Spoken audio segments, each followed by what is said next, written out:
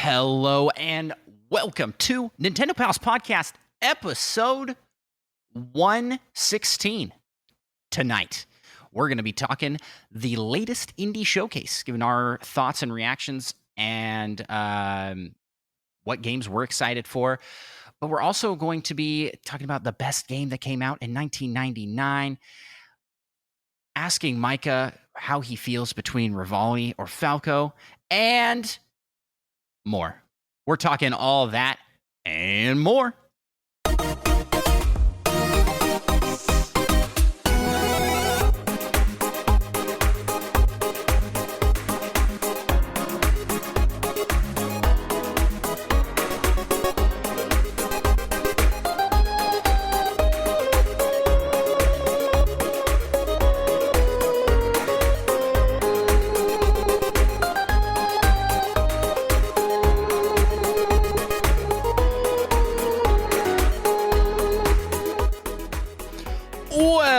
Greetings, fellow Nintendo pals. My name is Andross, and I'm one of the co-hosts on the Nintendo Pals podcast, the show all about Nintendo and friendship.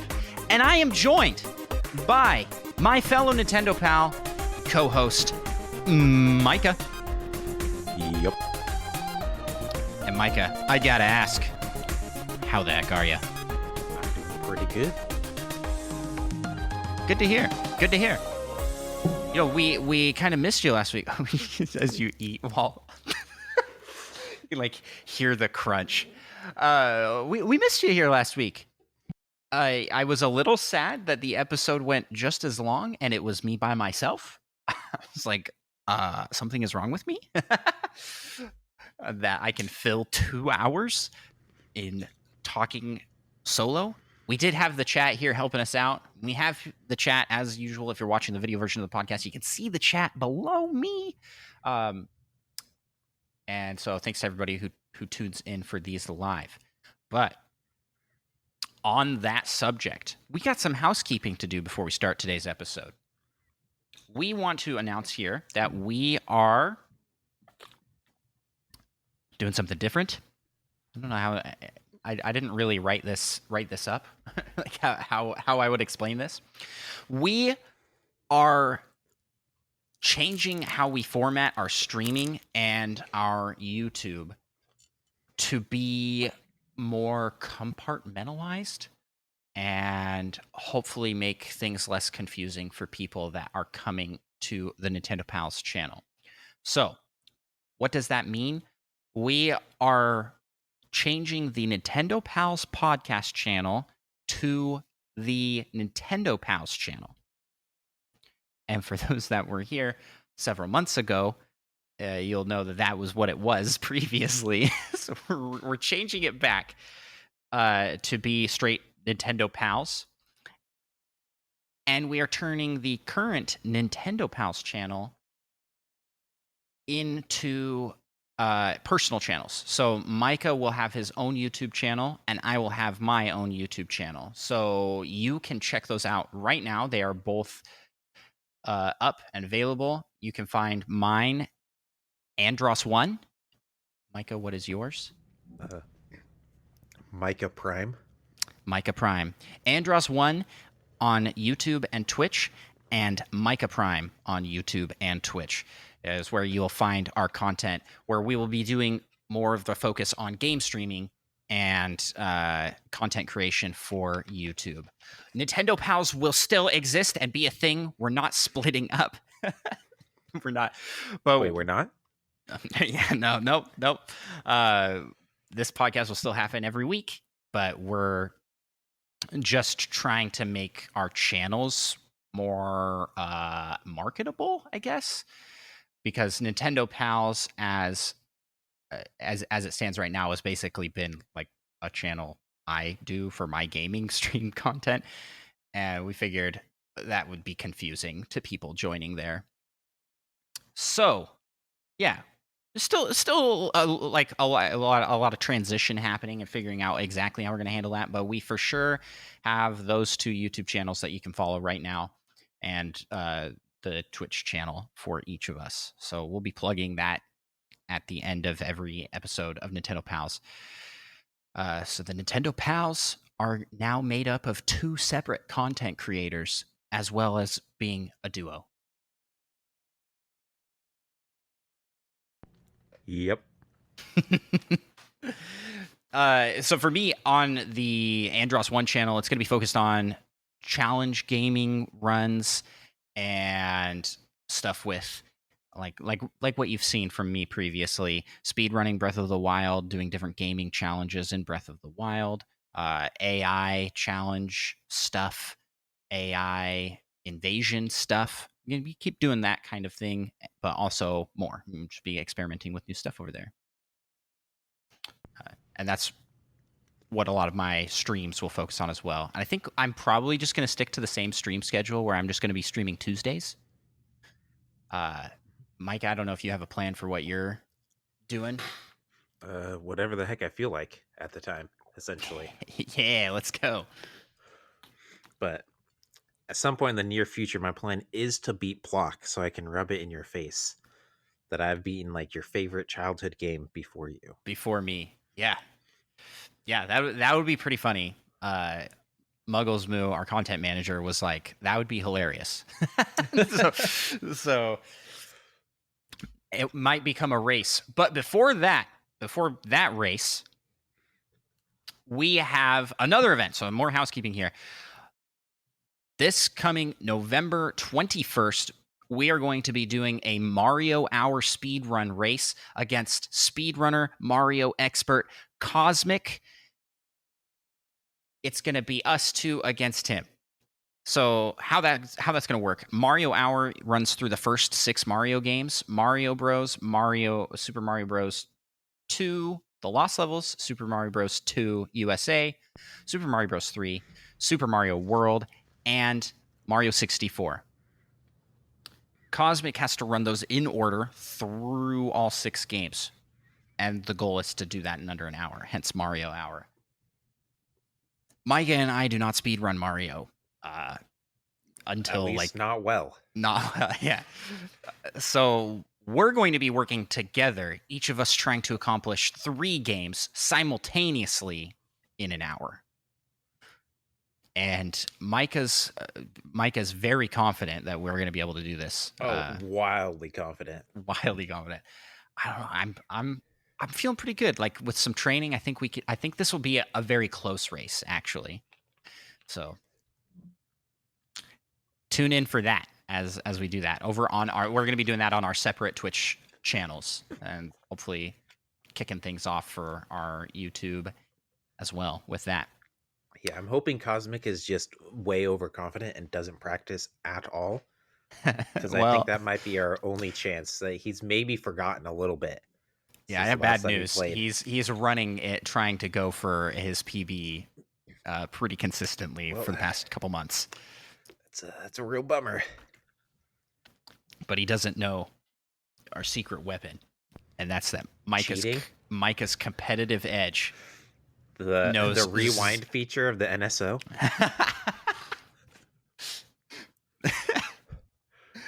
Yeah, the rewind feature. If you like lose visual, it's probably because I did something really stupid and I'm rewinding and don't want to leave any evidence behind.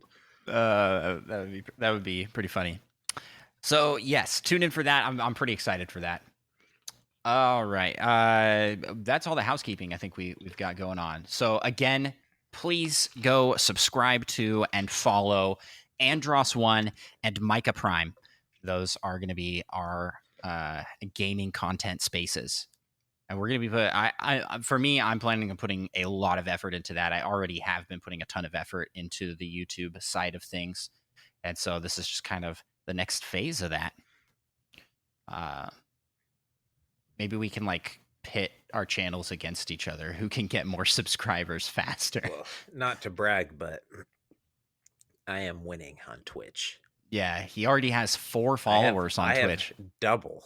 I mean, we don't have to get into specific numbers in case no one heard that, but I do have double the followers that Andross has. It's insane. It's actually insane. He's never even streamed on it, and he has double my followers. I also have never streamed on it. Yeah. Okay. Now, we are going to do what we do each and every week, Micah. At the start of the show, we like to give shout outs to 5-star reviews. And you know why we do that, right? Heck yeah, I do. It's because we try to take over the world. I went in a backwards order there. Threw you for a loop, listener. Yes.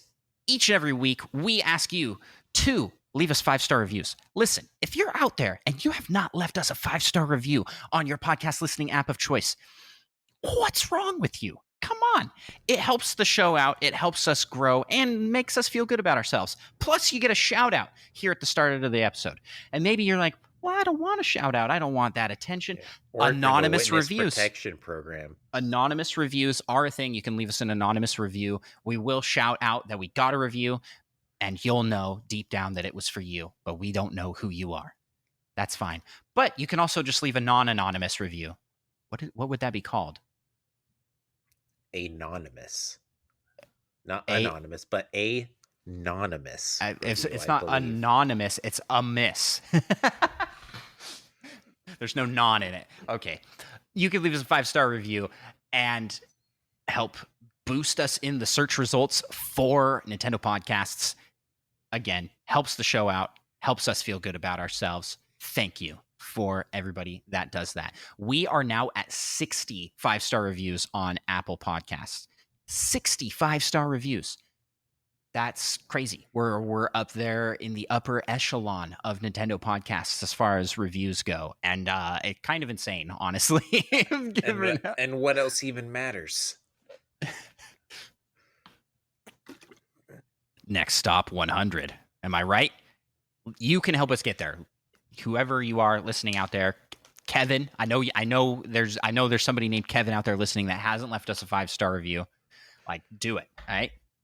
Do you too. know that? You too, Sally and Steve, and insert your name here. Do it. Like, everybody leave us a 5-star review. Okay, let's jump on into the first segment of our show, Micah, and let's talk what you playing. I'll let you go first, Micah. What have you been playing lately? Well, I've been playing these things called games. You pull it up to look up. Yeah, when did we get starting up kind of slow?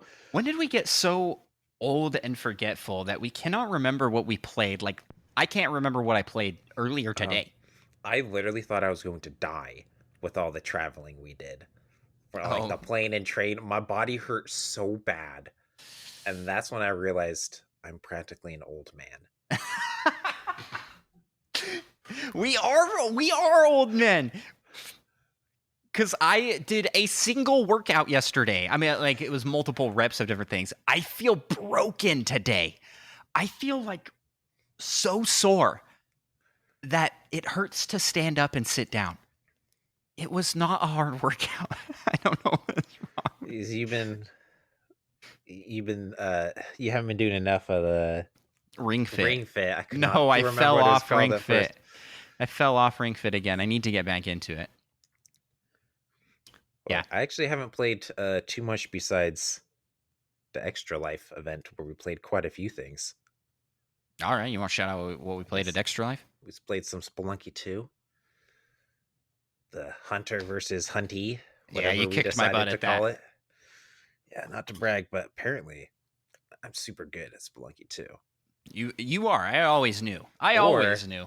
Or I'm just really good at murdering my supposed allies in games. Also knew that. Quite sure which one is true. Why not both? I played a little Splatoon 3, although I haven't upgraded I've chosen my team.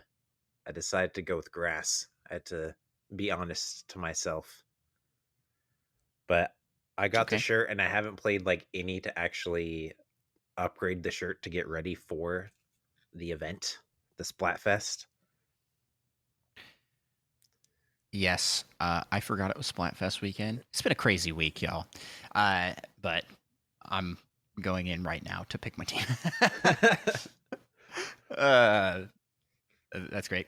So you haven't played it. You just went in to pick your team. Yeah, essentially. had to I mean, make a statement at least. Like, hey, this is the team I support. that's the winning team. Just in case anyone Gosh, was wondering who was going to win, it's Grass. Splatfest is so great. I love this. We also played some Fall Guys. That was a lot of fun. We got a local, I didn't talk about that last week. I guess not necessarily local, but a custom lobby. We got up to like 30 people. Yeah. Yeah, we had like 33 at the maximum in a custom lobby, and the max amount you can have is 60. That was super cool. We had a whole bunch of people there in the room. So Extra Life was held in this like auditorium-ish type area, big huge room, tons of tables and chairs set up and all these streaming setups. But they also had a big projector on the top wall, and so many people were playing the Fall Guys lobby we were in that they put our stream up on the big screen. So that was it froze like 45 seconds later. yeah, we were frozen most of the time, making like the most ridiculous faces. But Yeah, it was a lot of fun. I like forget what other games we played there. wait, why are there already results? It's the Splatfast. That's dat fast. Shout out to Retro Logic. Splatfest sneak peek results. I think that's just for like who voted for what, like percentages and whatnot, right? This is as even as it gets, man. 33.71 for Grass, 32.52 for Fire, and 33.77. 0.06 more than Grass. Fire Water in last wins place, which surprises me. That surprises me as well. I thought Fire would be higher. Turns out Fire Stars are all a bunch of losers. Well, it turns out people don't like Fry for some reason. I'm pretty sure it has more to do with the Pokemon. I hope. Wait, which one's Big Man? Is Big Man water? Yeah, he's water. water. That could be skewing things just a little bit. He was water. Yeah, he is. Which I feel like is weird. I feel it shouldn't Shiver be water. But they're like, well, it doesn't make sense to make Big Man Grass. I mean, he's a water thing. Like, they're all water things. What do you mean? I mean, just because of their names doesn't like dictate what they'll like. She is blue. She's a blue character. And what does it have to do with people's preferences? I guess she's like, I may love the color blue, but grass is the best type. I mean, does she have a choice over her blue coloring, or is she just born blue? I feel like their hair color changes all the time. It sort of depends on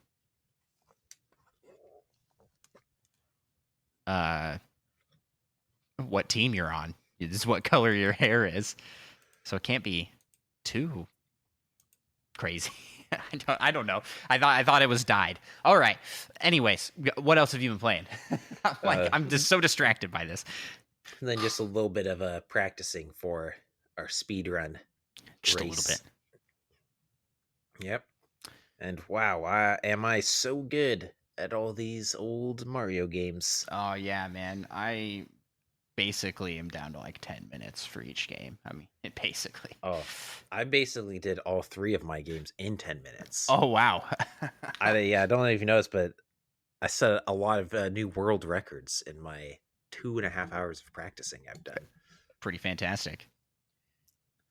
Yeah, we had a lot of time. Find out I can't wrong warp in Super Mario Bros. 3. That is against the rules. Yeah, I didn't know that. So will approximately, according to my math, take me about 4 times longer to beat it.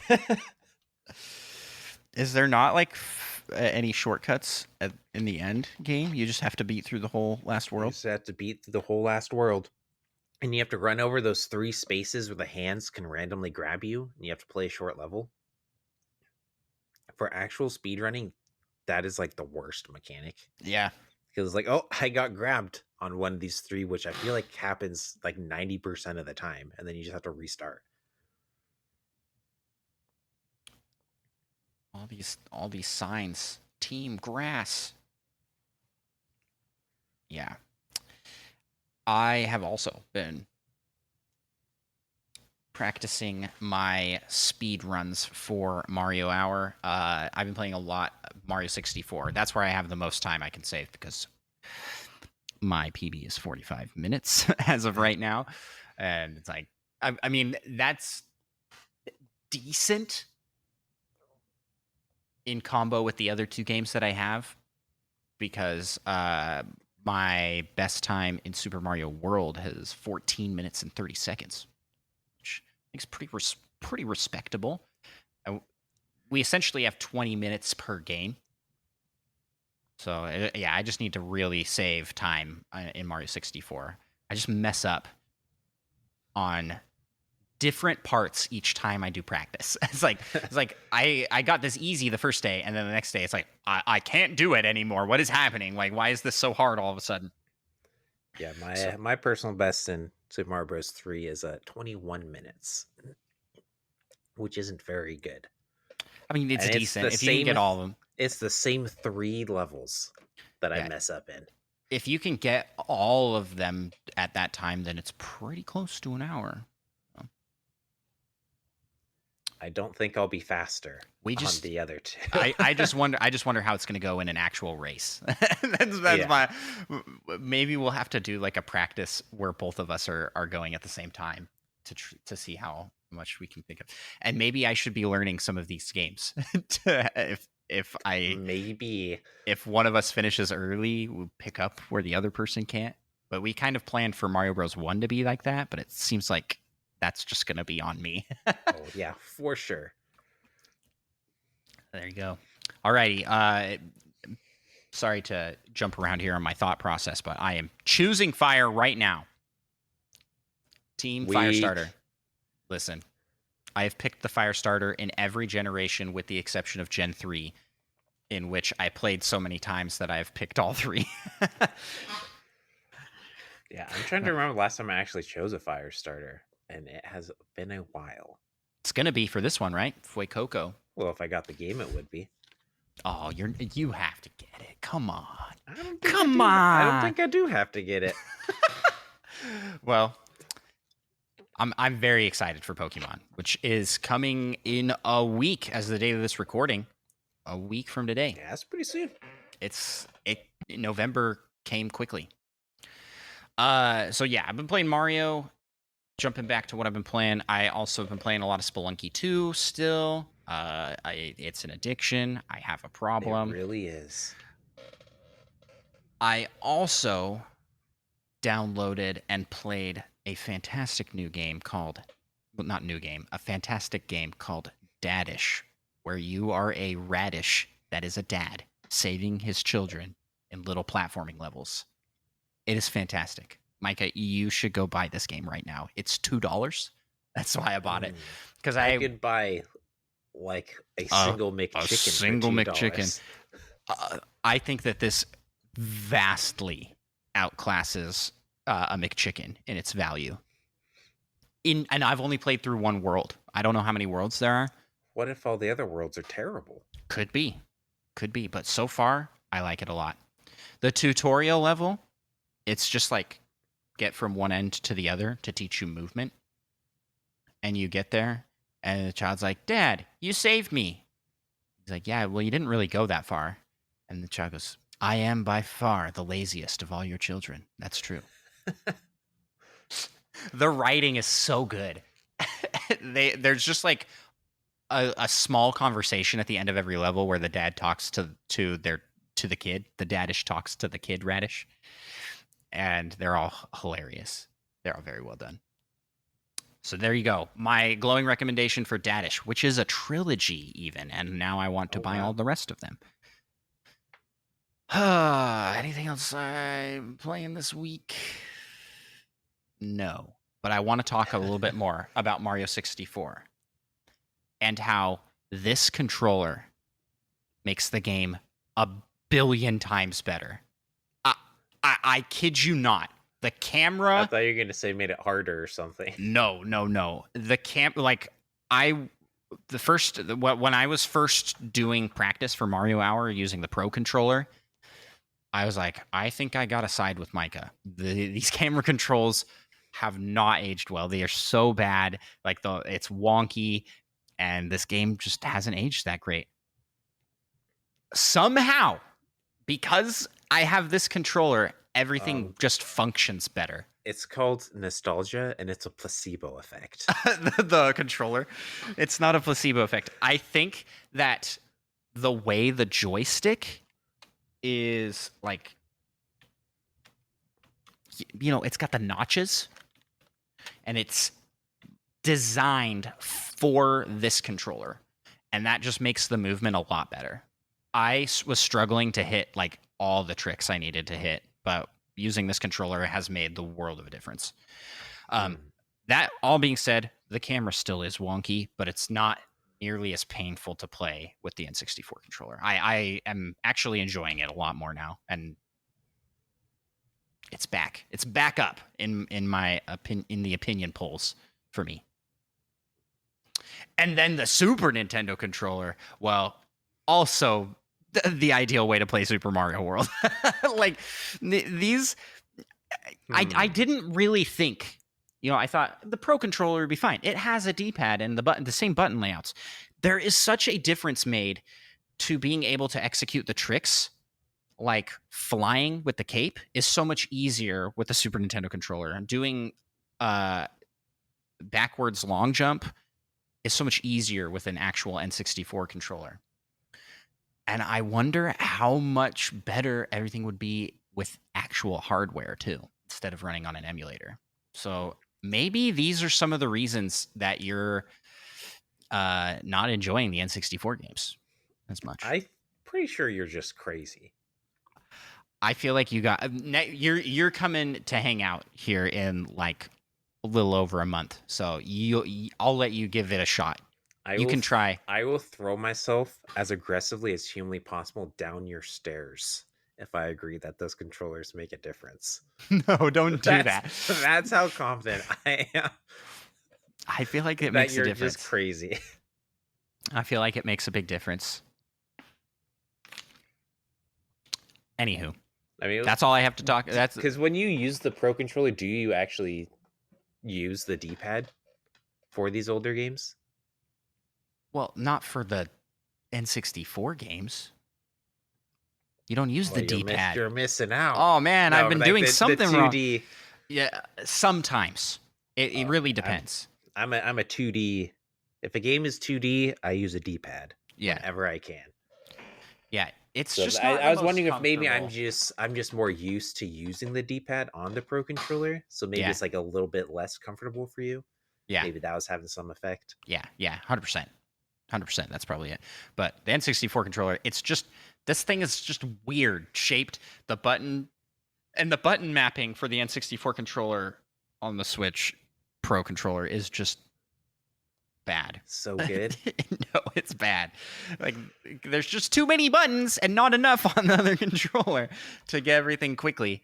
So manipulating the camera in Mario 64 especially is a lot easier. But also just Mario's movement just feels better. It's easier to hit it more precisely.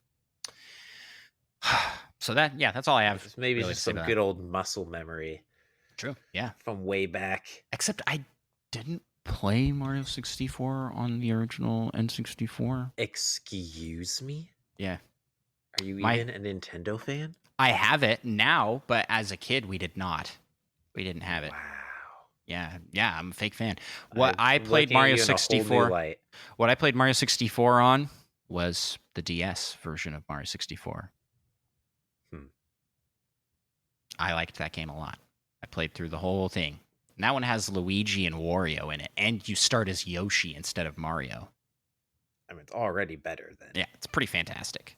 I wish they'd like remaster that and bring that version up. That would be cool.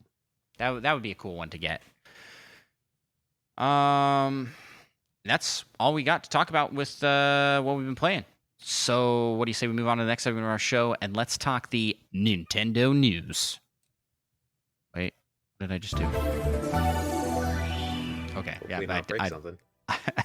I pushed a button wrong. But don't worry, we're here in the Nintendo news segment. All right, there's not a ton of news other than the indie showcase, which we will talk about here. But first up, Micah, you want to take the first news item there? It's more Pokemon Unite's more your Pokemon thing. Unite adding another Pokemon, Sableye, on November 16th. Do you like Sableye? Sableye's a favorite. It's used a lot. Sableye is a real good shiny looking Pokemon. Unless you've seen shiny Sableye. No, what color is shiny Sableye? It's gold. Ooh. And I believe the gems in its eyes are red. Ooh, very cool. That's cool. Which I feel like, actually, I guess they're just kind of, nope, not red at all. I don't know where I got that supposed red eye thing from. But it's just very fitting with how it's like a gem-like creature and jewels and whatnot. And then he has a gold body.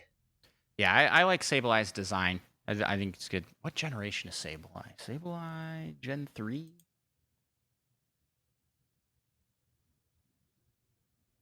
It's got to be Gen 3. That feels too early. It's not Gen 4. I feel like, oh, I guess he is Gen 3. Oh, yeah, I'm freaking genius. I know my Pokemon. That's right. But what generation is Igglybuff? Gen 2? Igglybuff? Is Igglybuff the baby form of Jigglypuff? I'm not telling. It's Gen 2. They gave a whole bunch of baby Pokemon. I was like, I don't remember when Igglybuff became a thing. Yep, Gen 2. Okay, back on track to other things. You don't want to just quiz me on... It was Huntail. Huntail. Huntail's Gen 3. Are you crazy? We should move on. It doesn't show easily. Oh, Generation 4. Oh, man. That is right. Yeah. Okay. So Sableye joining Pokemon Unite. Next up, we got Mario Strikers Battle League gets a free demo. I don't think it's going to save this game. Sorry to say. How dare you? I just feel like... Maybe this game doesn't need saving. I feel like it was dead on arrival, man.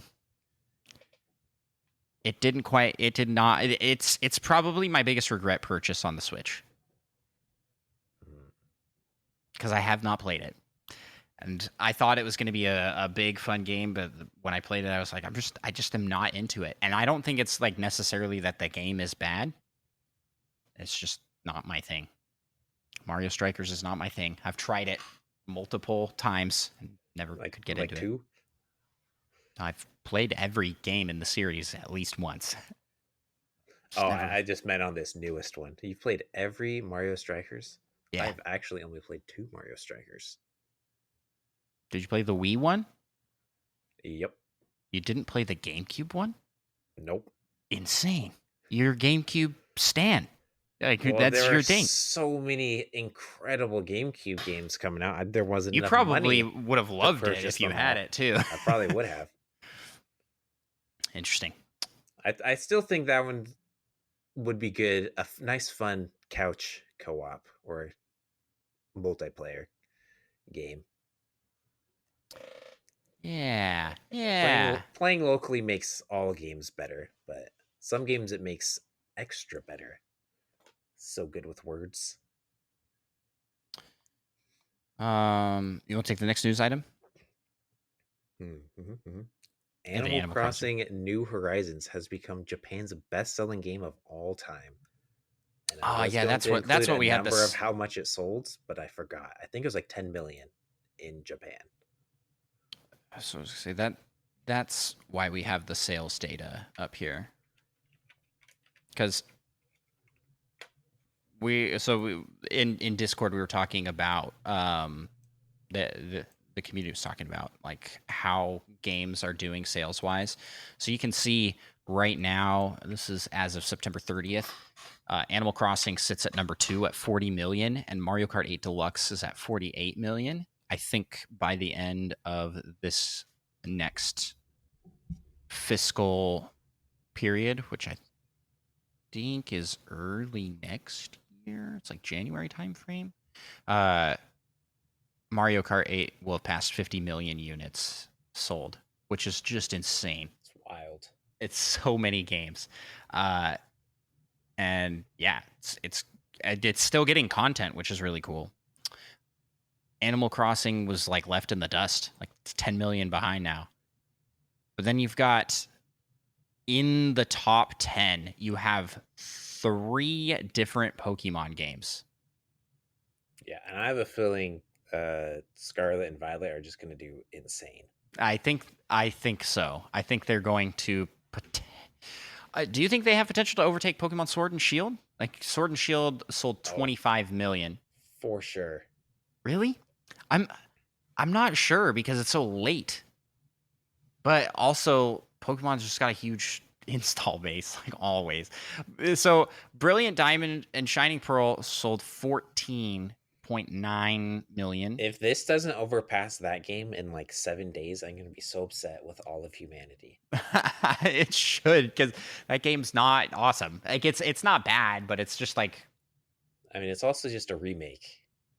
I mean, Pokemon remakes, I think, do sell very well. Well, then the other one on the top 10, which is in 10th place, is Pokemon Let's Go Pikachu and Let's Go Eevee, which I think was overtaken by Ring Fit Adventure this last time. Ring Fit Adventure. Where does Arceus fall on the list? Arceus is not up yet.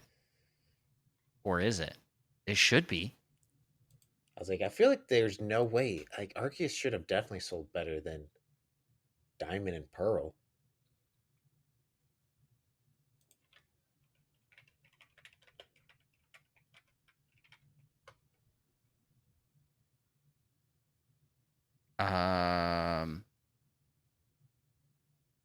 Supposedly, as of September, it has sold just under 14 million. Yeah, so it's right up there. I mean, it upsets me. It's within 1 million of Let's Go Pikachu and Let's Go Eevee. How is it not past Diamond and Pearl? So I don't know. I don't know where Scarlet and Violet's going to land. It's a new mainline game, though. Yeah, I feel like Arceus kind of rehyped a lot of people. Yeah, and I sincerely hope a lot of mainline people are still hyped. So I think it has a potential to bring a lot of the people that have kind of fallen away a little bit back into the fold.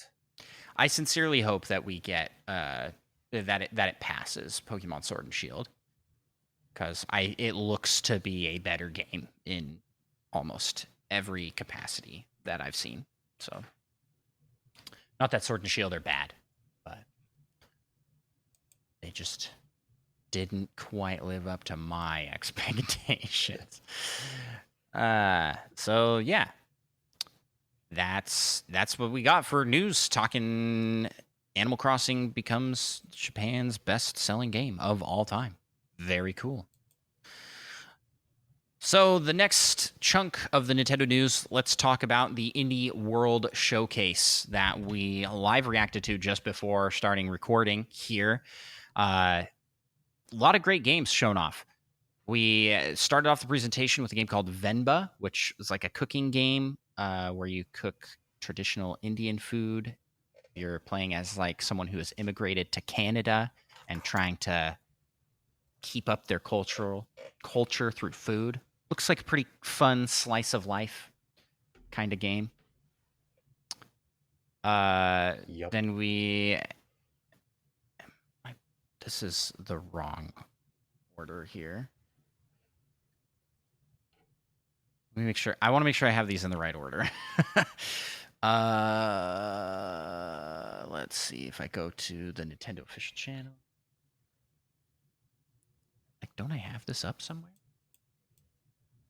so bad with like the names of games. I've already forgotten. If I've Some of forgotten, these, like yeah. I remembered thinking this one looked pretty cool. Goodbye World is the next one, and that one looks like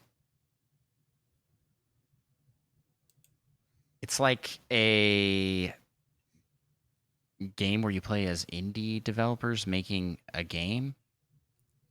Yeah, trying to make a game, but not making any of that sweet moolah. Yeah. You do realize we're in a tight situation. It's the thing I'm seeing. I'm like, yep. It looks kind of. It looks slightly creepy, which is interesting. I don't Yeah. remember getting a creepy vibe from that. Yep. But then again, the name is a little ominous. Yeah. But it might be, I mean, play on words of like hello world. Good old programmer thing. Yeah. Oh. Maybe they're giving up trying to create a game at the end is how it ends. And they just their part-time jobs become their full-time jobs, and it's just really depressing. That would be sad. You want to take this next one? We'll each we can have alternate. A nice death. That one looked like a roguelike game.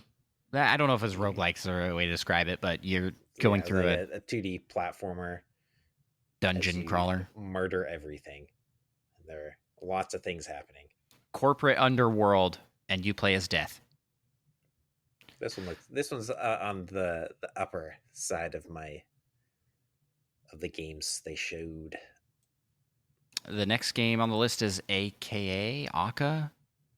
And this one is like a Animal Crossing looking ish game where you play as this like retired soldier or something. Retired soldier panda bear animal. Is this the one where you ride a capybara? Yeah, you take a nap on it. Yeah, you take a nap on a capybara. It's like, that's pretty cool. You can like water things, your plants, and you face the ghosts of your past. So there's a lot to it, but this one didn't stand out to me. So, and then they showed off Pepper Grinder. You were pretty stoked about this one. Yeah, anything by Devolver Digital gets my attention ever since Enter the Gungeon. Yeah, and it's got that seal of quality that Devolver Digital seems to have on their games. This is like Shovel Knight, Drill Dozer. Looks really good. Looks pretty fun. Alrighty, moving on. Well, the next one was we were shown again Coffee Talk Episode 2, which had been shown in a previous indie showcase. I've heard great things about this game, mainly through our buddies over at the All N Nintendo podcast. They've done an indie showcase on this game and talked in depth about it. It's a chill game where you like are a barista in a alternate universe version of like Seattle where monsters are people and like there's humans, but there's also monster people with like horns, and there's like they specifically mentioned an orc game designer. Okay. So yeah, it looks good. I may give this one a try. They showed Oni, Road to be the Mightiest Oni, which kind of seems like a Dark Souls that's not quite so dark. I say that about every game that involves rolling to dodge, essentially. If you can roll to dodge things, it's a Dark Souls-like game. A Souls-like. I mean, it does look very Dark Souls inspired. You are absorbing demon souls to like become the most powerful demon. Yeah, it had very interesting music choice for showing off like the teaser, but the but it was good. So hopefully our video doesn't get DMCA'd because it's like copyrighted music or something. Hopefully not. And then next was shown off Desta the wait, what's this full title here? Desta the Memories Between. And the trailer's like insane looking. It's crazy, like dodgeball with it looks magic. like very intense, dramatic dodgeball. But then it turns out that it's a game where I mean it is a like ball playing game of sorts, but it's all turn-based grid RPG kind of something. Yeah, but it's all like in a dream world. It's interesting. Looks cool, but I don't know if I'll pick this one up. They then showed A Space for the Unbound, and I remember the name, but not what the game was. Oh, This is the one where it's like eat the popcorn. Yeah, they both touched hands, and then moved on to the next thing. It's like a story about romance, but then there's also psychic powers, and I don't. He helps a cat out of a tree. I'm not 100% sure. They solve mysteries apparently. There's a cat that turns into a very big, scary cat creature. It seemed interesting. I'd like not 100% sure what it is like. But if you want to get a taste of it, you actually can play a demo on Steam. Yeah, I'm like the vibes I'm getting is that like the girl has psychic powers, and they start to fall in love, but then I don't know. That makes it sound like it's like a Scott Pilgrim game. It doesn't seem like that at all. So yeah, and then Do you remember how it's pronounced? we have Dordange. Yeah, I don't remember. It's like a Y-ish sound there. Dordania or something. Dordania. Yes, that's right. Dordania. Dordania is butchered that for like 10 seconds. This game looks really, really interesting. It's a watercolor painting come to life, essentially. And you're playing as this girl who is visiting her childhood, like summer cottage, visiting her grandma. And so she is reliving the memories. So you play as past her and as adult her. It's like Ocarina of Time. But practically the same game. Yeah, practically. And it just looks really cool. The art style looks really cool. Definitely a unique way to go. Yeah. Then they showed Botany Manor, for all you plant lovers and people who like growing plants, I guess. Muggles Moo for sure gonna be playing this one. This is like such a Muggles Moo kind of game. It looks pretty fun. It's like it's kind of puzzle like it looks like. Yeah, you have to like put the plants in the best spots for them so that they grow. Yeah. Oh, yeah, I'm seeing in the trailer they're like activate this thing that helps the plant grow, like I can't tell if it's air or if it's playing music. Yeah. That looks pretty fun. And then the next game is one I'm pretty excited about. In fact, after this podcast recording, I'm going to go check it out. Probably pick it up. Once Upon a Jester. And just the opening. Had a very strong intro to the game. Just the opening scene is like, yo, cool dinosaur costume. Oh, no, not cool. It's sick. Sick crocodile costume. Oh, yeah. Yo, sick crocodile costume. Like, it's a dragon, dude. Yeah. And then they go up, and so like the concept of the game is that you are trying to become the best like improv stage performers, and one of you is a sock puppet. The other one is like this weird jester guy. The art style is fantastic. I'm very intrigued by it. So like the game sold me right off the bat, and then the developers come on and they have like actual puppets, and they're like, "Oh shoot, the camera's recording," and then they talk about their game. I'm like, this is a good game. I wanna try this one out for sure. It seems like it will be very funny and very entertaining to play. Yeah, 100%. Oh, they spent a lot of time on this one in the presentation. That got a big chunk. So yeah, next game, Micah. They showed off Rogue Legacy 2. Yeah, this also looks really good.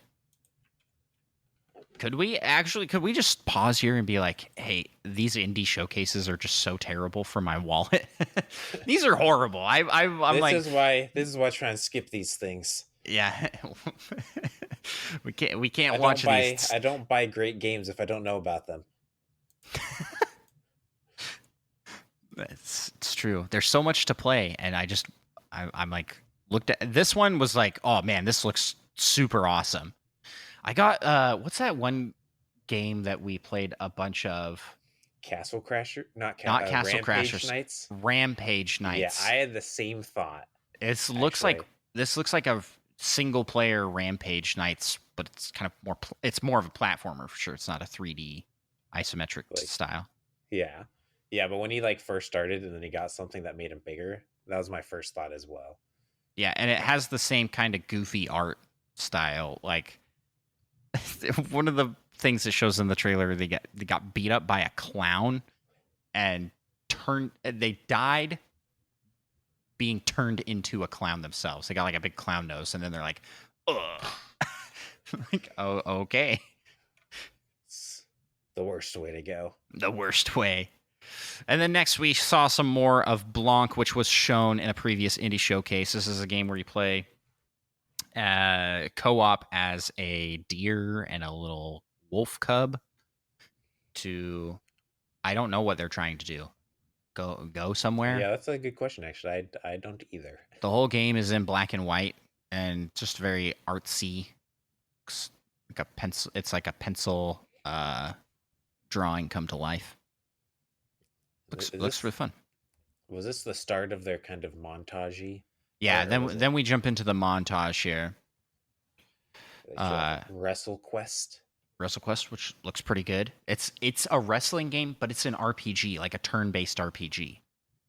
Yeah. Which, interesting concept, cool idea. The art style looked good. Wobble Dogs. I don't know what's going on in this one. For sure. It's like, it looked like Nintendo dogs, but the dogs are very wobbly. You like build their little room and like a pet sim.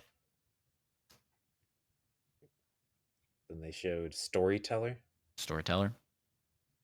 which had things in it and such. You move characters onto panels in like a comic book essentially, and it changes the story. The story. Yeah, this one seems pretty cool. It's very good. If anybody wants to see like an early look at that, our buddy Seth over at All End did a first look at that when it was a Steam Next Fest demo, and it looks very fun. There's a lot of cool things you can do. It looks like you can still download a demo on Steam if you so desire. Nice. That's one I'll keep an eye out on for sure. World of Horror. I don't remember too much about this one. It was like black and white, kind of like psychedelic horror game. Couldn't tell if that would be. There was a world in it.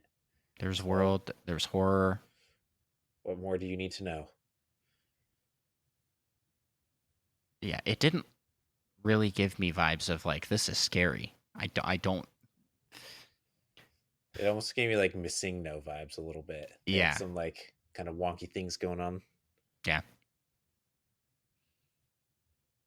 Seems like it'll be good for some people.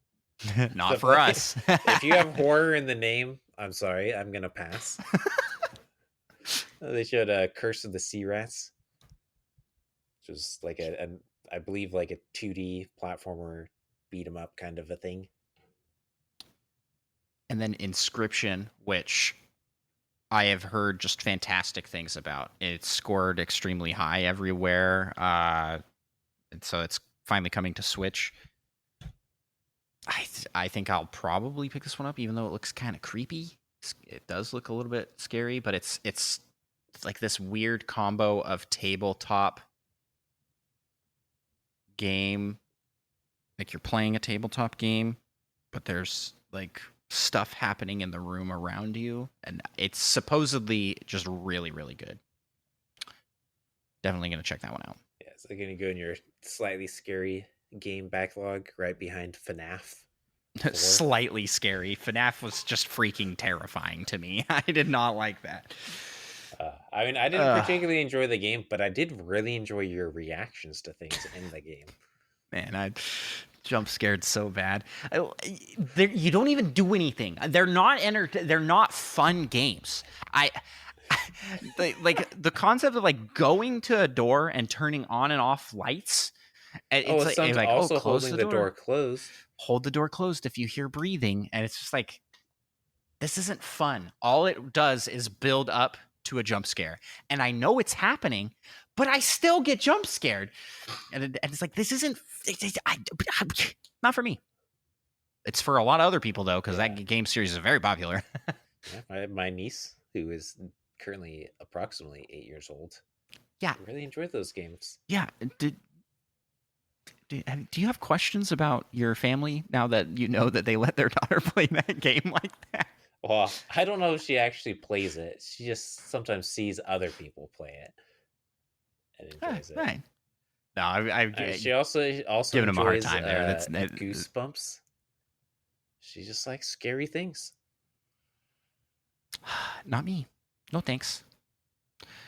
My wife keeps trying to say that I need to was trying to convince me that I need to play it in a dark space. In the dark. And I'm like, please. No.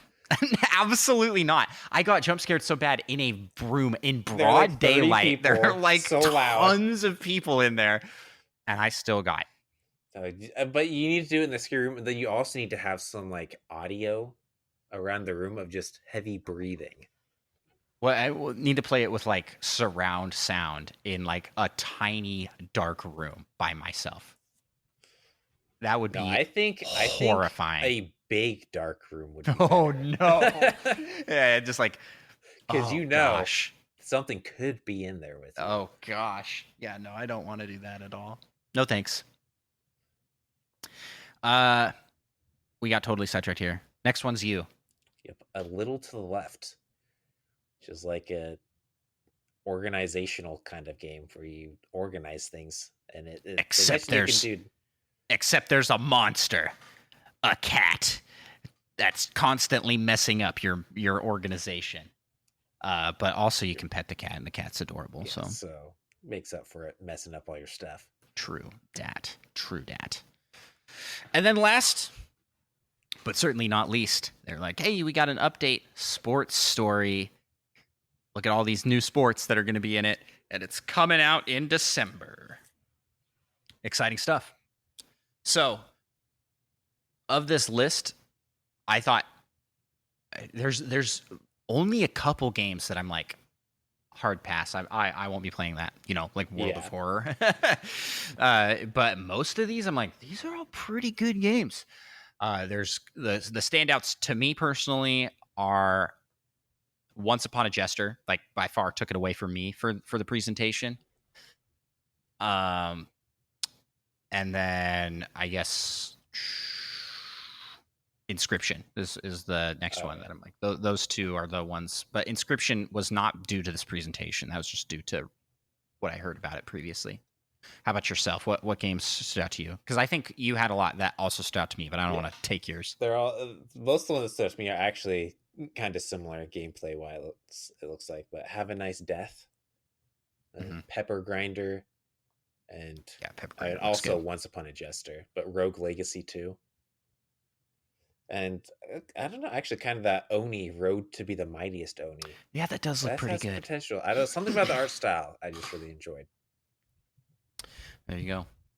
Well, if you are watching this on YouTube or listening, hit us up on our social medias and Discord, or leave a comment. So, what you thought of the indie showcase? What was your favorite part? These are so good. I like watching these a lot. Like I said earlier, these are terrible for my wallet just because there's so many good indie games on the Switch and coming to the Switch. Yeah, yeah, I just got to stop looking at the list because I'm like, oh man, maybe I could get this game and this game and this game.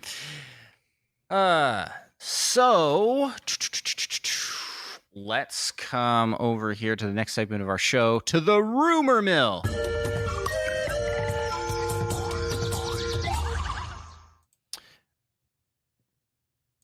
Caution. Pokemon has completely leaked online. Scarlet and Violet. This happens every Pokemon game. It's just not as tight-lipped as Nintendo. It's also way like as Nintendo first-party titles typically are. It's because it's Pokemon Company handles it. But it's also because it's just huge. It's a huge company. It's a huge franchise, and it's constantly under attack by leakers. So just be aware of that. Don't be looking online if you don't want to be spoiled. Yep. Yep. Might be a little difficult, but if you just never use Any the internet, you should be safe. You're safe. Also, don't talk to your friends. True. Or strangers. Yeah, true. And all then those you'll be things. Safe. That's besides that, we don't have really anything to talk about in the rumor mill. So why don't we move to the next segment of our show and let's answer community submitted questions and topics in the community corner. All right, Micah. First off, we got a series of questions from Mute Dog that I answered last week that I will shoot your way this week. Get your opinion on. Who has the most grating personality? Rivali or Falco? It's Rivali. It's the worst. Yeah. I feel so much hatred towards him. And not even I fully understand why. But he is just terrible. I feel like, and in the Discord, you and I were both mentioning, there were a lot of people that said Falco over Rivali. Which was mind-boggling. Y'all, this is sort of insane. I feel like maybe we're letting Seth, aka $2 Hero, talk a little bit too much pro Rivali propaganda. Rivali is not that cool. Yeah, I mean, Falco can be a little irritating, I understand, but he backs it up. Imagine if Falco talked himself up the same and then he flew like Slippy Toad. That's like what Rivali does, it seems like. He talks himself up and he's like incredible, and then he loses in the one fight you know about. And then you have to save him, and he still badmouths you. It's true. I mean, yeah, he did lose to Ganon. I don't know. I like the character as an addition to the series, but I hate him, if that makes sense. I like him because he's so awful, you know? It's just everything I don't like about people in one person. All right, next question for you, Micah. Would you rather dress like Link or Mario? Definitely Link. Not a fan of overalls. Oh, okay. They're not very comfortable. Have you tried Link's overalls? Outfit, in ye olden days, I tried them. I haven't tried overalls since I was like 4. I don't know if I've tried them since. So maybe they're more comfortable than I'm thinking, but I don't think they would be. Really not. Yeah. Pretty confident. Overalls look so good with sandals, though, says Monkey Thunder. Relatively confident they do not. But Link's outfit's just pretty cool and pretty versatile. Like it's functional for a lot of different activities. So many activities where overalls, I think, are a bit more restrictive. But it also depends on which Link outfit you're wearing. Which Link outfit's your favorite? Wind Waker. Are you going to really say Wind Crab Waker? shirt. Oh, the crab shirt. Okay. Yeah. No, I meant like tunic. Absolutely. No. Green, like green classic Link tunic. Also Wind Waker. I gotta look. I mean, I gotta see some pictures. I mean, I do like he has that cool belt, but one of them does show like the chain link underneath. That's pretty cool. That's Twilight Princess. That's my favorite one. That's my favorite one. That one's pretty like it's like this was something you could actually use in battle. Yeah, and it's thin. Where a lot of like Skyward Sword, his whole outfit's kind of baggy, which is fine, but it doesn't look as good to me as the Twilight Princess one. I mean, that one might be my favorite, and if not, then it's Wind Waker. Because all the other ones kind of just blend together, I guess. So Ocarina of Time's is bad. Ocarina of Time's outfit is bad. I can't believe you would say that. Oh man, I mean it's just straight skirt and tights. And it looks especially funny in the promo art where he's like crazy buff. It doesn't look like, I think it's iconic, but I feel like they have done a better job with Link's outfit in all subsequent Legend of Zeldas. Just like every aspect of that game has been improved in every subsequent Zelda game. Let's see here.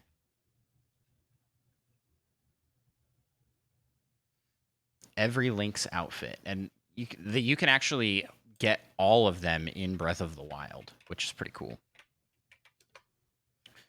including all their different hairs, which are very similar. But yeah, I just think the tights, just the straight tights, are a bit much. I also am not a fan of the Tunic of the Wild, the newest one. I think that looks so great, but that's not really Link's outfit in that game. His outfit is truly the like hero's tunic, yeah, and I think that's a pretty good look. No, the Tunic of the Wild is the thing you get when you get all the shrines. All the shrines, yeah. And they Tunic made the it Wild thing, whatever. It's the blue one, right? Yeah, they made it look like the classic Link, where I mean he's just not wearing pants. It's just a long tunic. A little short. Yeah, it could be longer. Like Link in shorts, not my favorite look. I think the Twilight Princess definitely has like the most practical medieval armor look to it. Yeah, which is pretty cool. Skyward Swords, I think, is probably the second. It was a close second. Fierce Deity, if that counts, is also pretty cool. I mean, I think his Twilight Princess invincibility armor, if you have rupees, is the best. The red one? Potentially. Yeah, that one is pretty cool. Breath of the Wild just has the coolest armor sets. I really like the knight armor that you can get. That one's cool. All right. Next question for you. What's the last Nintendo game you bought? I believe Splatoon 3. That's what I said as well. Nice. Is that the last game you purchased, period? Or have you purchased any other games? I think that's the last game I've purchased. Micah's on a budget, man. He's not spending all them dollary dues on games like me, buying dadish over here. Okay, and lastly, which Breath of the Wild champion's power do you like/use the most? And I hate so much that I'm going to say this, Uh-oh. but it's definitely Rivali's Gale. He's absolutely the worst of the champions, but has the most useful ability, and I hate it.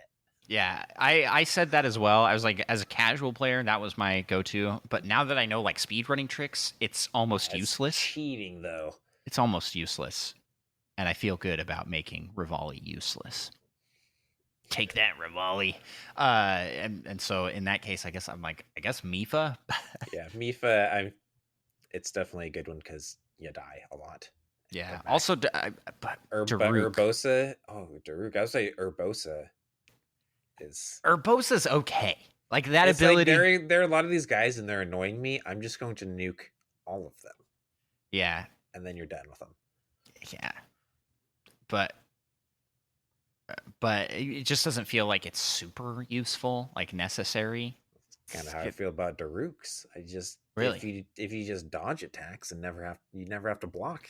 Yeah, but Daruk does like automatic parrying, which I think is pretty nice. If you struggle with that. It just seems like you get like I don't remember. You get like a few blocks and then you just like can't use it for so long. Yeah. It just feels like you can't I mean, really it's the same with rely all on of it at all. It's same with all of the abilities. You can't. Yeah, but I mean, you can choose whether or not to use Urbosas. If you just want to regular block something, I don't think you can, right? Oh, It's yeah, just you're right. You use it up and then it's gone until the time limit. Yeah, 100%. You're right. All right. Well, thanks again for the questions, Mute Dog. Appreciate you asking those. Let's go to the next question from the Magnificent King, aka Presto the Magnificent. Shout out to Off the Wall, great podcast hosted by Presto, who asks, "What's the best game that came out in?" Do you want to answer for 98 since you missed last week? I was like, did we? I can't remember if I did I've last. been a part of that. No, you weren't there for the 98. Mm-hmm, mm-hmm. This is your chance to shout out Ocarina of Time. Robotron 64, the best game. Also the first on the list of games I'm looking at. Let's see. What? Pokemon. I said Ocarina of Time, and then with a close second, Star Wars Rogue Squadron. That can't be the one I'm thinking of. The one I played was on the GameCube. I think it must have been 2 or something.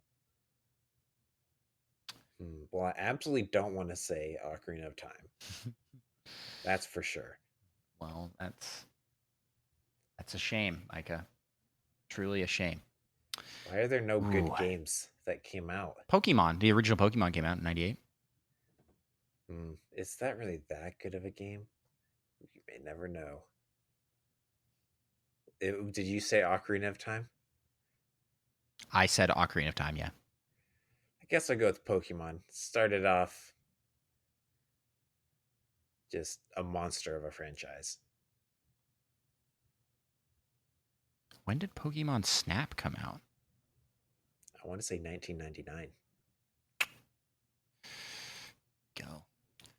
Oh, yeah, I'm looking at a 99 list here. Okay. So, 1999. What is the best game? That's the next question. What was the best game that came out in 1999? I mean, I do really want to say Pokemon Snap, but I have to go with the truly best game of 1999, which is NFL Blitz 2000. That came out in 99, but it's 2000. You know how they like them sports games and cars actually also do that. But yeah, NFL Blitz 2000, incredible. What about Pokemon Gold and Silver? No. Really? Nah, you're the saving best one for of those is Crystal, which came out a year later. Ah, big brain strats by Micah. I'm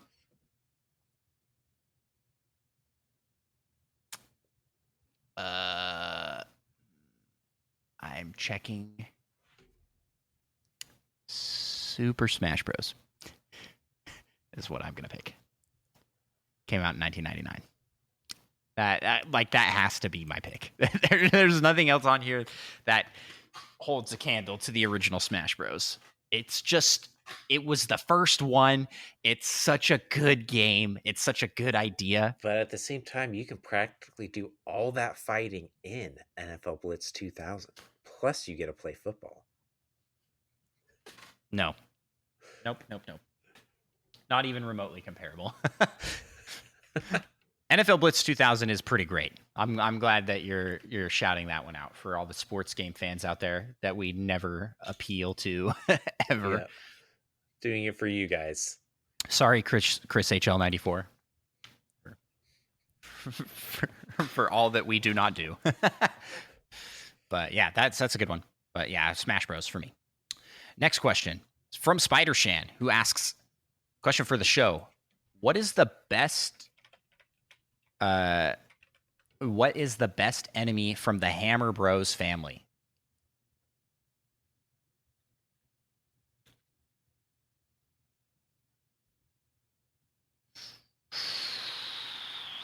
I'm gonna go ahead and say the Boomerang Bro in Super Mario Bros. 3 because, in my opinion, it is the easiest one to beat.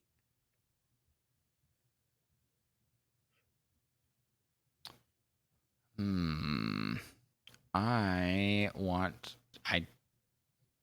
to say, I don't know what they're called.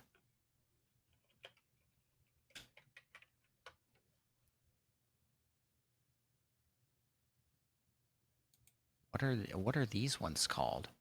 They're just called Hammer Bros. I like the Hammer Bros that have frying pans in Mario Odyssey. I was like, I couldn't. I was like, do they have a special name? They should be like Frying Bros or something. Yeah, Cooking Bros. I just pretty good. think that throwing frying pans is awesome. But there's like a whole bunch of different Hammer Bros. There's these ones. The ones in Super Mario World are like on these flying platforms that sounds go back terrible. and forth. They're pretty tough. Then in Mario Maker, these are in other games, but in Mario Maker you got the like fat Hammer Bros. Oh yeah, they got them in Super Mario Bros. 3. I've only seen one of them in that game while practicing. And yeah, so there's a bunch here. Here you go. A video that's evolution of Hammer Bros. You got them all in Mario Bros. 3. Yeah, Super Mario World has the flying ones. And then they kind of return to the classic style in new Super Mario Bros. Oh, no, they have the big ones in there, too. Then they just kind of become what they always have been and always are for the rest of forever.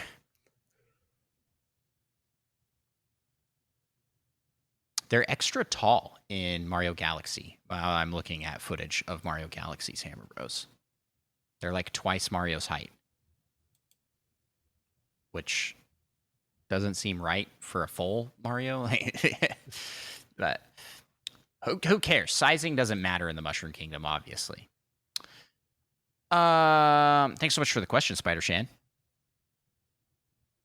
Next question. You want to ask the next one, Micah? Of course. From LPD, what's better, Life the board game or Life the cereal? Life the cereal. Are you insane? You don't like Life cereal? Obviously, Life the board game. You don't like Life cereal? Maybe I really love Life cereal, but I just think Life the board game's even better. I think Life the board game. You be careful with what comes out of your mouth next. It's pretty bad. It could end our friendship. It could end our friendship. Have we ever played Life? Obviously together? not. Yeah. Or you would come away with a true appreciation of a classic. A classic. It's probably one of my least favorite games. In my life, I don't own it because you also think Carcassonne is the best board game. That's because Carcassonne is the best board game. Absolutely not true. You think Life is better than Carcassonne? Well, I didn't say that. Okay. Oh yeah. I was like, oh, hold on a second. They're pretty comparable. No, not no, they're not. What would you say is the best board game of all time? Since we're on this subject, what's your favorite board game ever? Well, I might be tempted to say Gloomhaven Digital. I don't know if I'd say the board game is actually the best. Just because the digital is so convenient. in so many other ways. I mean, I think you can just say Gloomhaven in general, that you like the gameplay of that, because Another one I at its actually core. really like, Spirit Island. I've only played that with you a couple times, but I really enjoyed that one. Yeah, that one's good. I thought you were gonna say Mansions of Madness. that's what I thought you were gonna say. Mansions of It's Madness. been a while since I've played Mansions, but that is a good one as well, if you like those kinds of games. I am just learning while watching this that Hammer Bros in Super Mario World didn't exist in the original Super Mario World, but they added them in for Mario Maker. So it's like Sorry, completely. Well, fine if you don't care. I just think that's cool. Well, I just said that was cool. Cool story, bro, is what you say when whatever I'm saying is dumb. No, That's what if you say tell it again, then you think it's dumb.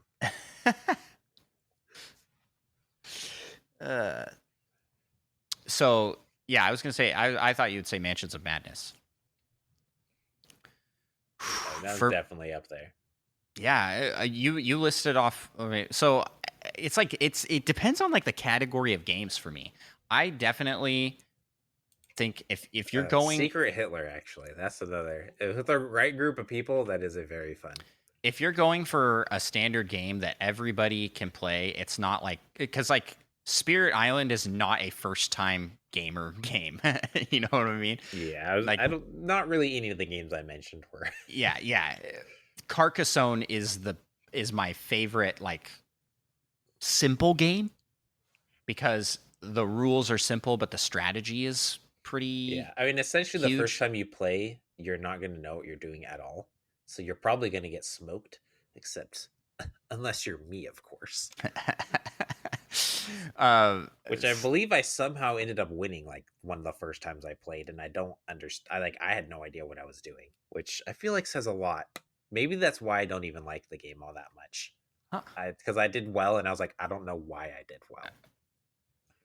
Yeah, so that's what I pick for like a simple everybody. Like I recommend everybody have Carcassonne in their gaming library because it's one you can bring newcomers into. Easy to teach, easy to learn, but very fun to play.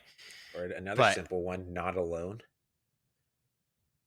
It's the alien one? Asymmetrical. Yeah. Like one's the alien that essentially try and find where people are hiding, and you hide in certain spots on your turn to get certain resources. Yeah. That one's more simple. But if I have to pick a single game, Oh, no. Okay, this is an easy answer. It's Pandemic Legacy for me. Those games are fantastic. Every version. I think my favorite's Season 2, but I've liked all of them. Do they have 3? 3? Oh. Mm-hmm. And they each take place over different time periods. 3's sort of a prequel, and the stories do build in them, but not like the same characters progressing through because they're completely different time periods. Season 1 is modern day, Season 2 is future, and Season 3 is like Cold War era. So, yeah. But besides that, I was going to say the Lord of the Rings game that I got last year, 2 years ago for my birthday. And you played that one time? I've played a couple times. You played a few? Oh, yeah, nice. Played a few times. I want to play it more because it is that good. It's very, very well done. It combines a lot of what I like about Mansions of Madness and Gloomhaven into one game. Yeah. You've played it. Yeah, I played it once with Oso, Eli. Yeah. And company. Yeah, it's a lot of fun. And it's pretty similar to Mansions of Madness, just Lord of the Rings themed. And not Lovecraft. True. Man, now I want to play all these board games. Yeah. It's been too long. Yeah, it has. It has been too long. Too bad we don't live closer. We play a lot more of these. We'll probably play a bunch when you come up and visit. So. Oh, for sure. All right. Well, this is totally off track from the original question LPD asked, but thank you for asking, LPD. Life the board game or Life the cereal? I pick cereal. Micah picks the board game. Not a fan of cereal that's even trying to be healthy for you. Yeah. Third Strongest Mole says, all I know is life is good. Love that. Great vibes. Life the life. What is better? Life the life. All right. And then we have one more question to close it out here. From I Can't See on Discord. This was on Discord? Yes. I know Halloween is over, but here's a question. If there's a ghost... Here's a good question. A good question. They're very confident that is a good question. If there's a ghost... the judge of that. If there's a ghost in your home, who are you calling? The Ghostbusters? The Winchesters? That's the guys from... Supernatural. Supernatural, right? Okay. Yeah. So I was like, oh, I don't watch that show. Or Luigi. And I just gotta say, this is a good question. And it has one correct answer. Why don't you go first, Andross? Oh, no. Why are you setting this precedent that there's only one right answer? Because I know what it is. It's Luigi. Hands down, I'm picking Luigi to come. Abso-flippin-lutely. Yeah. He'll take care of those ghosts, and he'll throw in a little bit of comedic showing for it as well. You won't even be scared. You'll be enjoying. Yeah, getting this 100%. I don't want the Ghostbusters or the Winchesters around me. They are magnets for very, very bad things. Luigi, I mean, the worst it gets for Luigi is King Boo, and King Boo's not that scary, you know. So that's how I feel. Yeah, until he possesses a headless Bowser. That also true. That was kind of horrifying. Yeah, I mean, the Ghostbusters, I feel like they'd take care of the ghost. You'd probably survive, but your house would be a mess.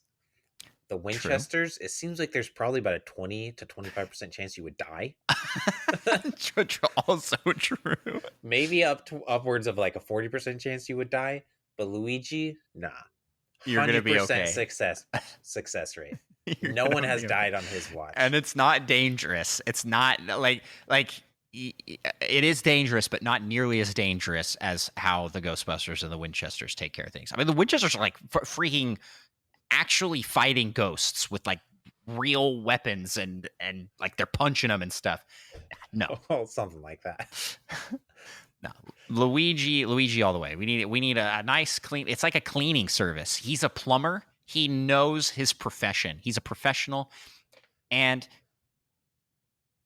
I mean, he's the best potential spouse of all time, as previously deemed on our previous list. Like you missed this last episode giving alt costumes for every character in Smash Bros. And it ended up being like half of them was just, I want a shirtless version of this character. And I was like, I promise this is not what I actually want, but it just would be so good. Shirtless Luigi would be so great. And Luigi's secretly jacked. Oh, he's just ripped. Like he takes off his shirt and somehow is bigger than with the shirt on. Yeah. He wears very like tight and restrictive clothes to contain his muscles. Yeah, it's like compression. It's a compression suit. That's too good. Well, that's all we got for the community corner. So let's move to the last segment of our show and jump to the pal topic.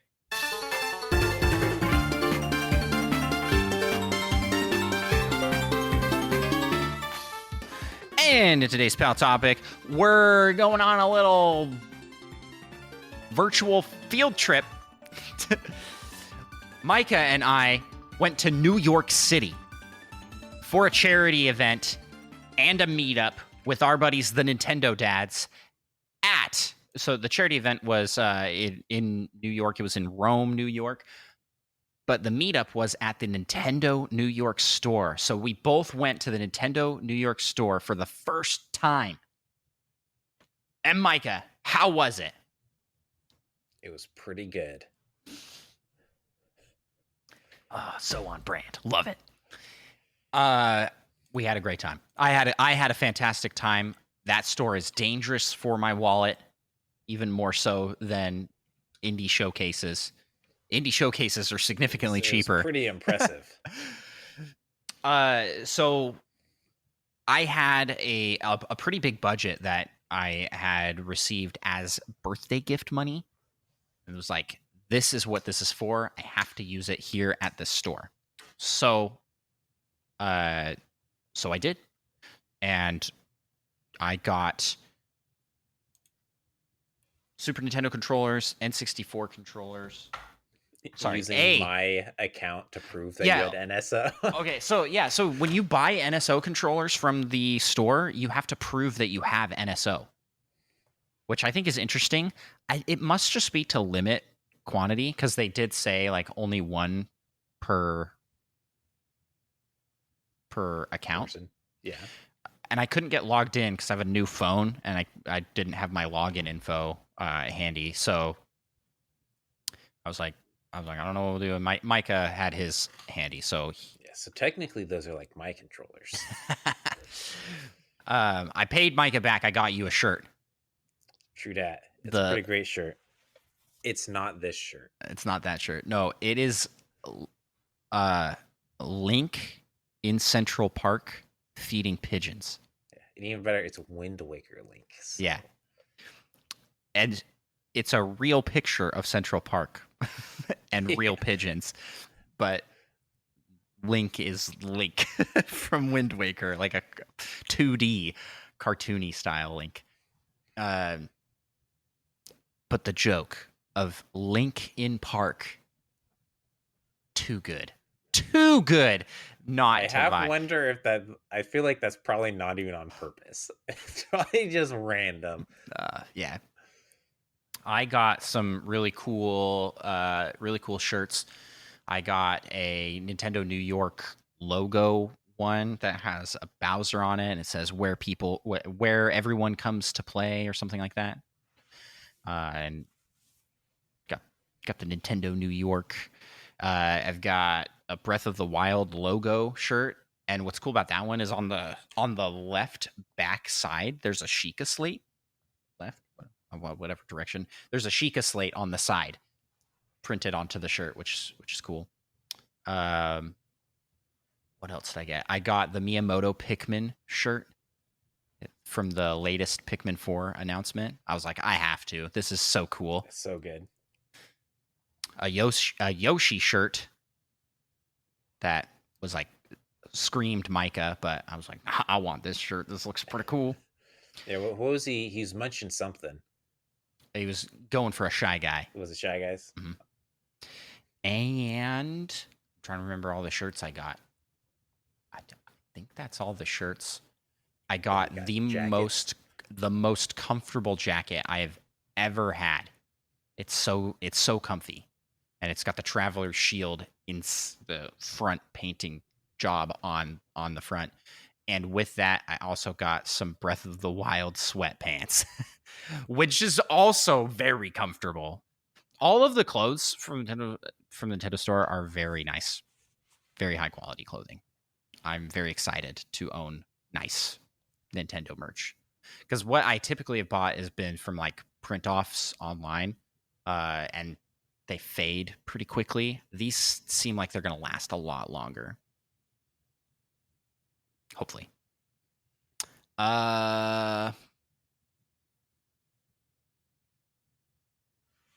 What else did I get? Got some pins. Oh yeah, they have exclusive pins there at the store that you can pick up. And I was like, yeah, we get those. They were what, like $2 a piece, $6 a piece? 6 or 7. I can't remember if they're $6.99 or $5.99. I think they were 6, but if you got them as the keychain, they were 7. Essentially $6.99 and $5.99. Solo something in the chat says that the clothes do hold up. He says that his Zelda shirt is still growing strong after 3 years. Nice. Good to know. Good. Yeah, so I very much was happy with all of the clothing purchase. Also got a Kirby hat. My kids are loving the Kirby hat. We brought home, so I picked up some souvenirs for the kids. A Wario and Waluigi plushie. and a Kirby plushie, and then also 2 sticker books, one for Breath of the Wild and one for Animal Crossing, and they love that. They love the sticker books, and there are stickers all over my house. All over. They're cool stickers, so I can't be too upset. Yeah. But the vibes of the store, what did you think going in there? It was real cool. They had some pretty nice decorations hanging around. That a giant like Bowser breaking out of a wall. Yeah. And he was next Mario to at the he was top next to a of the giant flagpole. DK barrel too. Yeah, that has outlets so you can like charge your phone or something. Yeah, I don't know. You're like, oh man, I'm gonna charge my phone here. And then like the upper floor, there's that whole amiibo display. Yeah, showing off pretty much every amiibo. There were a ton of amiibo. It was really cool. Then showing off all the consoles. Oh yeah, and they had all these consoles. Yeah, they had Splatoon stuff up in the window. Oh, and that gold Mario statue. Oh yeah. Yeah. That someone in our group wanted to try and steal. Yeah, someone who would want to steal that.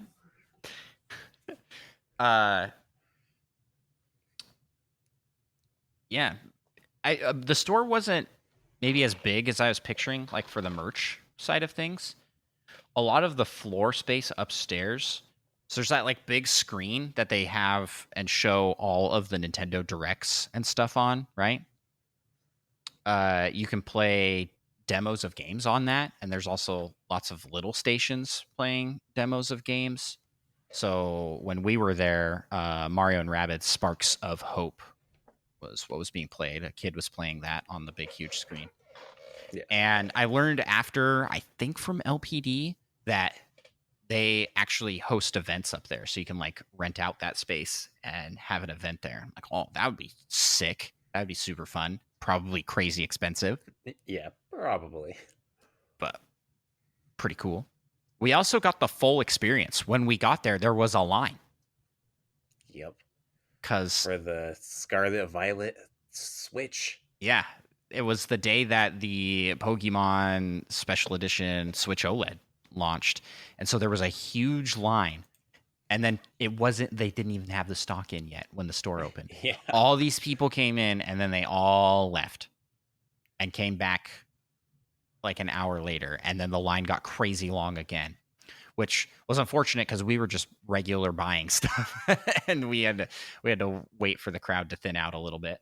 But yeah, so we got like the full experience of like, oh, it's a launch of something. There's a whole bunch of people here, a whole bunch of Nintendo fans. We were repping our Nintendo Pals shirts. I'm sure there's people listening right now that saw our shirts in the store and were like, I'll check that podcast out. Boom. It's great. Probably hundreds of people. Yeah, right hundreds. Now. Hundreds of listeners. Well, there weren't that many people there. I mean, there probably was 100 between everybody stacked in that line to go in. There's also this like little courtyard area outside, and that's where the actual meetup happened. But Micah and I missed most of that because we spent 2 hours in the store. Yep. This is my problem: is I had to spend that budget, so I went in. I didn't have to, but like I wanted to use my birthday funds for this, so I went for a initial checkout. And I had only used half of my money. And I was like, well, obviously we have to buy more now. I got to go back and get more stuff. So I went back and like gave more thought to things that I was like on the fence on getting. I wasn't going to get the jacket and the sweats. And those are by far my favorite things I purchased. And I wasn't going to get an N64 controller. I wasn't going to. I just was going to get the SNES one for old time's sake, the memories. But I was like, screw it. And I'm so glad that I got this. This controller works great, not only for NSO, but also I used this for playing Mario Party Superstars, and it can be used for a lot of games. Yeah, be compatible. Maybe I could play Smash Bros with it. Get real good. Yeah. At People Smash busting Bros. out their GameCube controllers because that's how the true pros play and you pull And I'm out your like- N64. Listen, You gotta have a holster for it as listen, well. kids. Yeah, a holster. Dude, that would be so sick. Roll up to a tournament. You're like, two N64 controllers out of a holster on either side. Oh yeah, that'd be great. It was a great time. We went up for the first checkout. We had a guy that was like, "So what are you guys up here for?" We were talking with him, and that's when we found out that we needed NSO to purchase the controllers. So I was like, "Well, I'll just come back up when we figure out our situation with that, because I also wanted to get more stuff." So then the second time we came up, our cashier we were talking to, as we were standing in line, the Wii Shop theme came on, like the classic Wii Shop music came on, and I was like, yes, this is peak Nintendo shopping experience right now. We're getting the music in the place. It was like a Disneyland trip, man. That's what it felt like. All of the elements combined. And so we're talking to the cashier, and I was like, man, the music that plays in here is so good. And he's like, well, thanks. I'm actually the music director for our store. Like, he selects the music. And I was like, this guy's incredible at his job. Like, all the music that played was such a great vibe for the store. Like, the people that work there seem to really like their jobs. And that's just a cool thing. You know, like a lot of retail jobs are kind of the worst. The worst. And Of people hate their jobs. These people seemed like they genuinely enjoyed themselves. There was That's because they're hanging out with cool people, Nintendo fans. There was one person I talked to that seemed a bit annoyed at the mass amounts of people waiting for the OLED Switch because it wasn't there yet. But I mean, it's understandable when you have a crowd of people that are all there to get one thing, and they're like swarming like vultures on the thing. And they even had more stock. I was like, maybe we should have bought one of these OLED Switches. We could have. They do look pretty good. They were pretty cool. But I'm holding out for the Zelda one. Come on, Nintendo, give us a Zelda OLED. I will be buying that. Prime 4 OLED.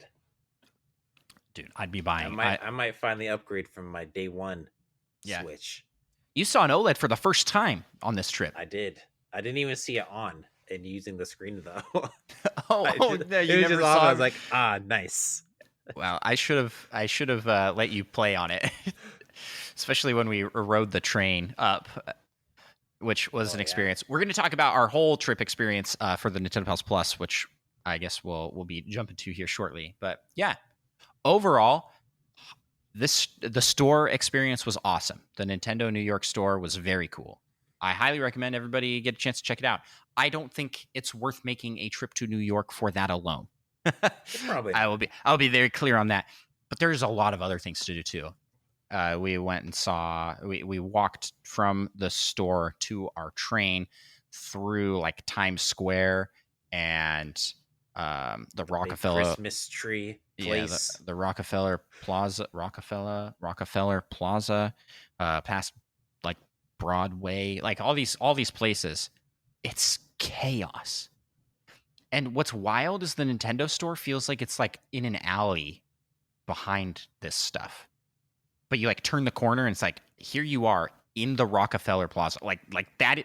The Nintendo store is like 100 feet away from where the tree that they put up, the like famous huge Christmas tree in New York, which is just crazy because on that street that it's on, it just doesn't seem like it's in the best part of town. But on the other street, because the Nintendo store is on a corner, on the other street, it's like, you're in New York. It's all crazy. Yeah. It was good. Yeah. Mm-hmm. Yep. Mm-hmm. Yeah, it's pretty good. Right on. Well, that's a wrap on our show. Micah, why don't you plug your stuff? I'll plug my stuff. This is our first time doing this. So where can people find you and your content? as of approximately 2 hours and 32 minutes ago, you can find me on YouTube and Twitch under the handle of Micah Prime. Nice. And you can find me, Andross1, on YouTube and Twitch. That's just the number, right? Yes. Yep. Andross and the number 1. Andross was unfortunately taken on all the platforms, but Andross 1 wasn't, which is surprising because Andross 2 was. Interesting. I wonder if it was taken at some point and then someone changed their name. And I swooped in and snagged it. Yeah. But that's where you can find us now. But you can also follow the show at Nintendo Pals on Twitter, Instagram. We're at Nintendo Pals Podcast on Instagram, TikTok. We are on YouTube, Nintendo Pals. And I think that's it. We also have a community Discord where you can jump in and join in on the conversations, ask questions, talk about the show topics that we are covering here, see the news before anyone except for Monkey Thunder. You will see the news very quickly. It's the place to be. It's the place to be. It's a fantastic community, fantastic people. We're super grateful to everybody who hangs out over there and jumps with us. Monkey Thunder and that's chat. not because we tell Monkey Thunder first before everyone. It's because he tells us the news. Yeah, that's we tell you guys. 100%. I think longtime listeners of the show know that Monkey Thunder runs the news segment unofficially. I don't know how he's got an inside man. Uncle works at Nintendo, or he is the uncle that works at Nintendo. Who knows? Who knows? All right. Well, that wraps up the show here. So let's close things out. I forgot to shout out. We also have a Patreon where you can support the show if you want to help support in making the Nintendo Pals content even bigger than it is. Consider helping us out by chipping in on patreon.com/Nintendo Pals. One of the rewards that you get for pitching in on Patreon is a shout out, which we do at the end of the episode. The shout out is very cool. We do the Pokemon rap with Patreon. It's the Pokemon Patreon Poke Rap. Gosh, I can't ever say it right. It's the Patreon Poke Rap. Here it is right now. We gotta rap some Patreon. You just do the singing. I'll take care of the hard part. Let's get it on. We want to be the best that ever was. And shout out our pals over on Patreon. LPD, Rizzle, Retro Logic Day, U-Dog Gamer, Slim Tour, Spanish, and Solo Something, Brian, Little Miss 7, and Cosmic. Catch 'em, gotta catch 'em all. Gotta catch 'em all. Patreon. K-Mac and Team, Third Strongest Move, Tim the Nintendo Dad, and Seth Sturgill, Monkey Thunder, Purple Yoda, Dat John, and Lava Plays 2. Gotta catch 'em all. Gotta catch 'em all. Yeah. Gotta catch 'em all. Gotta catch 'em all. Yeah. Gotta catch 'em all. Patreon. Let's get 150 or more, yeah, please. To be a Patreon donor is your destiny. Thank you all so much for listening. And we hope you have a fantastic week. And we'll talk to you next time. Bye-bye.